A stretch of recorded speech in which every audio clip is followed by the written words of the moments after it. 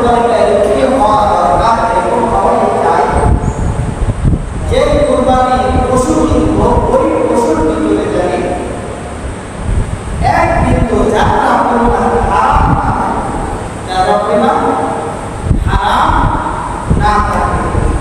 যদি কোরবানিতে যদি আপনার যাত্রা পরিমাণ হারাম থাকে, তাহলে এই একজনের হারামের কারণে বাকি 6 জনের কোরবানি কি করবা, বাকি 6 জনের কোরবানি করবা। ধরেন এরকম একটা লোক আছে যে পুরা সমাজের ক্ষেত্রে দুর্নীতি করে চলে, আছে না? হিসাব আসার করে মানুষের কাছ থেকে ঘুষ খায় 5,000, 10,000, 20,000, কিন্তু দেখা গেছে টাকা দিয়ে এই লোক কোরবানি দিচ্ছে, ওই 6 জনের সাথে শরীক হয়েছে। এই টাকা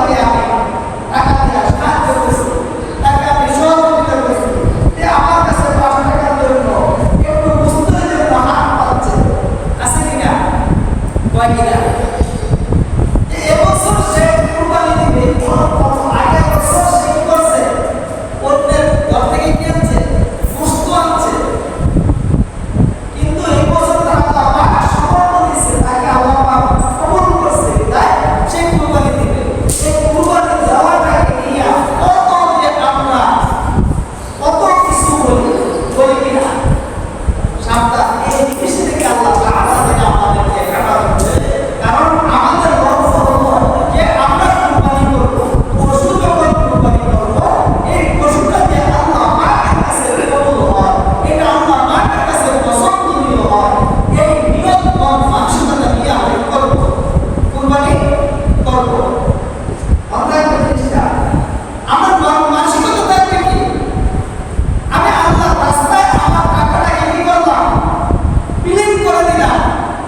এই পশুটাকে আমি আল্লাহ রাস্তায় করবো, আল্লাহ করে আল্লাহ রাস্তায় সফর করে দিলাম। এই জন্য আমি এই নিয়মে আল্লাহ আমার কুরবানিটা কবুল করে এই নিয়ম করে আমরা কি করবো, কুরবানি করবো। এই জন্য আল্লাহ বলে ইন্না আ'তাইনাকাল কাউসার, ও নবী তোমাকে আমি কাউসার দান করছি। আচ্ছা বলেন তো কাউসার আল্লাহ পাক দান করছে, কাউসারকে কি রাসূল খাওয়ার জন্য দান করছে? হ্যাঁ, রাসূলের প্রয়োজন আছে? এটা উম্মতকে খাওয়ানোর জন্য কালকে আমাদের মাঠে এমন একটা অবস্থা হবে যে জমিটা তামা হয়ে যাবে, বাংলা সোয়া করে সূর্য চলে আসবে। যখন সোয়া করে সূর্য চলে আসবে তখন বাংলা মাটিটা ফাইটটা চূর্ণ বিচ্ছুর্ণ হয়ে যাবে, দুই দিক চলে যাবে, আর বাংলা স্তরগুলো ধরে ধরে জমিনে পড়বে। জমিটা হবে আপনাদের তামা মাটি হবে। সবচেয়ে বড় শাস্তি দেবে আপনাদেরকে, কারণ আল্লাহ রাসূল সাল্লাল্লাহু আলাইহি ওয়াসাল্লাম যখন জন্ম নিয়েছে দুনিয়াতে আসছে, আসার পরে আপনাদের তার দাসীকে মুক্ত করে দিয়েছে। দাসী কি ছিল? খুশিতে খুশিতে মুক্ত করেছে। এই মুক্ত করার কারণে আল্লাহ তাআলা তাকে কম শাস্তি দিবে।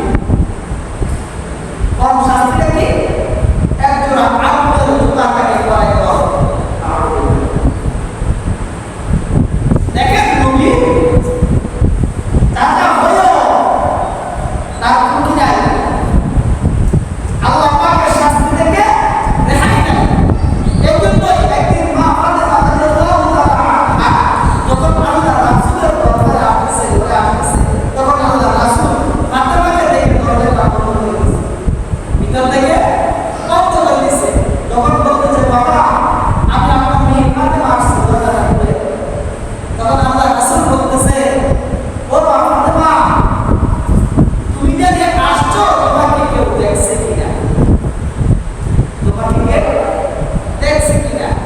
তখন ফাতেমা রাদিয়াল্লাহু তাআলা আনহা বুঝতে পারছে যে সে যে পর্দা করছে, যে বোরকাটা ছিল, বোরকাটা ছিদ্র ছিল, বোরকাটা কি ছিল? ছিদ্র ছিল। তখন আল্লাহ রাসূলকে বলতেছে আপনারা আপনি কিসের জন্য বলছেন আমি বুঝতে পারছি। আমি যে ছিদ্রটা আপনার যে ছিদ্রটার কথা লক্ষ্য করে আমাকে কথাটা বলছেন, আমি ছিদ্রটা ভিতর দিয়ে কি করছি, ধরে রাখছি যে আমার অঙ্গ প্রত্যঙ্গ যদি অঙ্গ বসে না দেখি, আমি ভিতর দিয়ে কি করছি, ছিদ্রটা ধরে রাখছি। তখন আল্লাহ রাসূল সাল্লাল্লাহু আলাইহি ওয়াসাল্লাম বলতেন ফাতেমা তুমি আমার মেয়ে হতে পারো, কিন্তু আল্লাহর শাস্তি থেকে বাঁচার ক্ষমতা নাই। তোমার আমল তুমি নিজে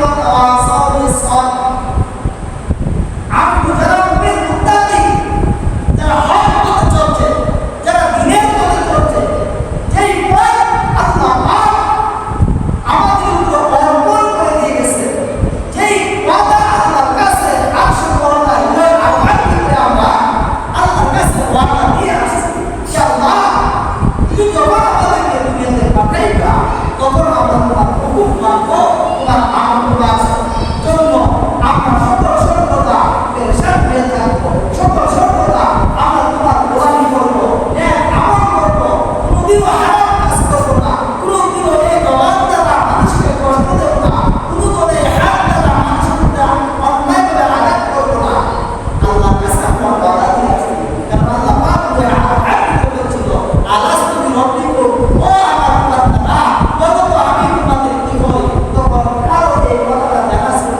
না তখন একত্রে বলছিল ও বালা আপনি আমাদের মালিক আপনি আমাদের প্রভু এজন্যই আল্লাহ রাসূল সাল্লাল্লাহু আলাইহি ওয়াসাল্লাম বলেন ও দুনিয়ার মানুষ তোমরা যখন দুনিয়াতে তোমাদের যখন বুঝ হবে যখন 7 বছর হবে তখন তোমার সন্তানদেরকে কি করো নামাজের তালকিন দাও যখন 12 বছর হয়ে যাবে তখন তুমি তাকে নামাজের জন্য তাকে কি করো আদেশ করো যদি নামাজের জন্য আদেশ করো যে আমার নামাজ যদি সে না পড়ে তাহলে তাকে কি করো প্রহার করো তাকে বিছনা আলাদা করে দাও বরং তো দেখি আমাদের ছেলেমেয়ে যারা উপযুক্ত আছে বরং দেখি কোন ছেলেমেয়েকে কোনদিন আমরা বলছি বাবা নামাজ পড়তে আসো বাবা নামাজ পড়ো আমরা নিজেই তো ঠিক কিনা আচ্ছা বলেন তো নামাজ না পড়ে কাল কিয়ামতের মাঠে যে হাউজে কাউসার আল্লাহ রাসূলের কাছে দিয়েছে আল্লাহ রাসূলের কাছে দিয়েছে এই হাউজে কাউসারের আশা কি আমরা কিয়ামতের মাঠে করতে পারবো হ্যাঁ করতে পারবো কারণ কি কারণ আল্লাহ রাসূল সাল্লাল্লাহু আলাইহি ওয়াসাল্লাম বলেন আল্লাহ মা ইউহাসাবু বিল আবদি ইয়াওমাল কিয়ামাতিস সালাহ ও আমার উম্মতরা কাল কিয়ামতের মাঠে তোমরা ধরা খেয়ে যাবা জায়গায় ধরা যাবে ইয়াওমাল কিয়ামাতিস সালাহ কাল কিয়ামতের মাঠে তোমাকে যখন আল্লাহ পাক প্রশ্ন করবে ও আমার বান্দারা তোমাকে জীবনটা হায়াত দিয়েছিলাম তোমাকে যৌবন দিয়েছিলাম তোমার যৌবনটা কোন কাজে ব্যয় করেছো এই হিসাব আল্লাহ তাআলা দেবে না ও আমার বান্দা তোমাকে শক্তি দিয়েছিলাম শক্তিটা কোন কাজে ব্যয় করেছো তোমাকে অর্থ দিয়েছিলাম অর্থটা কোন কাজে ব্যয় করেছো এই প্রশ্ন আল্লাহ তাআলা তোমাকে করবে না আল্লাহ পাক যে প্রশ্নটা প্রথম করবে কালকে আমাদের মাঠে বান্দাদেরকে যখন প্রথম প্রশ্ন করবে বান্দা তোমাকে আমি দুনিয়াতে জীবনটা হায়াত দিয়ে পাঠাইছিলাম দুনিয়াতে হায়াত দিয়ে পাঠানোর পরে তোমরা কি দুনিয়াতে নামাজ পড়ছো কিনা কি বলবে নামাজ